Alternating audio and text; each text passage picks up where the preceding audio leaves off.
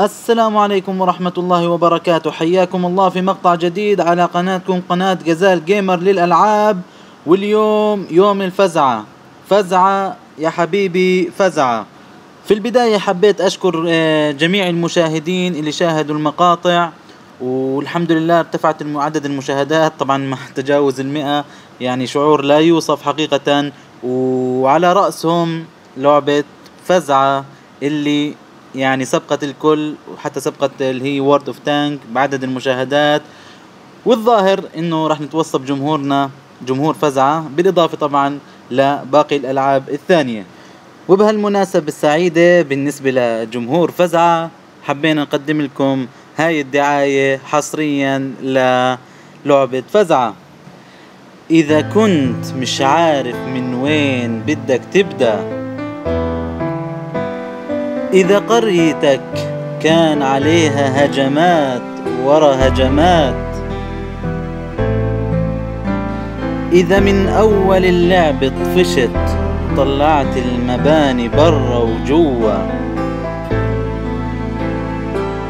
لا تيأس ولا تحتار، ما إلك إلا هيفا، قصدي ما إلك إلا غزال جيمر، هو عنده الحل.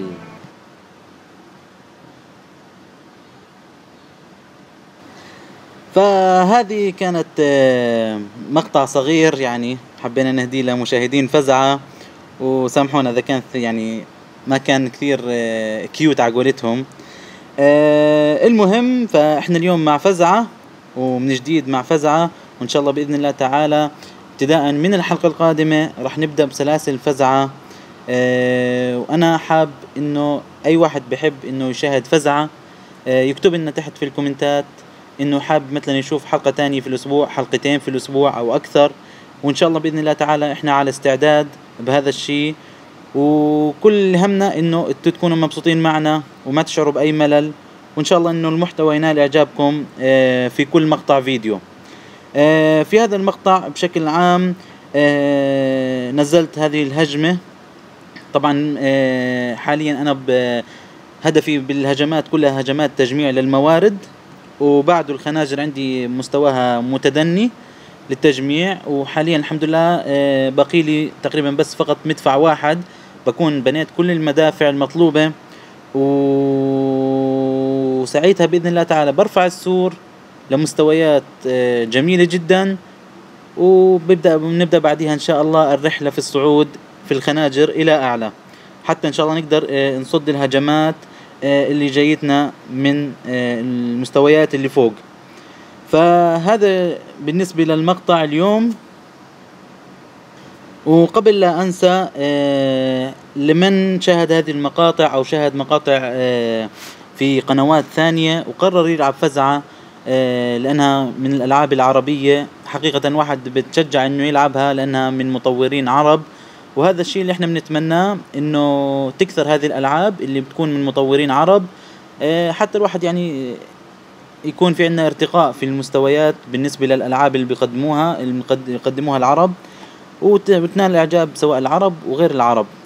وكل من قرر تنزيل كل من قرر تنزيل فزعة أو هو بادي فيها جديد بإذن الله تعالى راح يلاقي هنا بالقناة كل إشي مفيد، لأنه إن شاء الله تعالى راح ننصحهم إيش أهم شيء بلشوا في تطوير سواء المدافع. في حقيقة لازم الواحد يهتم في بعض المدافع أكثر من أي مدافع ثانية، لأن هي اللي بتحمي القرية بشكل أكبر. بالنسبة للجنود الهجمات الاستراتيجيات اللي راح يهجم فيها، كل هذا إن شاء الله تعالى راح نتناوله بإذن الله تعالى من خلال شروحات لفزعة، وبالإضافة لطرح استراتيجيات وسلاسل بإذن الله تعالى راح يكون محتوى يعني في الفائدة إن شاء الله تعالى للكل، سواء اللي عنده قرية جديدة، قرية متوسطة، قرية ما شاء الله متقدمة. وأرجو من الله التوفيق في الشرح والمقاطع، وأشكر مجددا كل من شاهد هذه المقاطع وكل من دعمنا سواء بمشاهدة أو بلايك أو حتى باشتراك. فأتمنى أنكم ما تقصروا معنا، وإن شاء الله بإذن الله تعالى راح نقدم لكم كل ما يسركم ويفيدكم بإذن الله تعالى في هذه المقاطع، وبنفس الوقت تكون رفاهية لكل مشاهد. كان معكم محمود غزال، وسامحونا على الإطالة. السلام عليكم ورحمة الله وبركاته.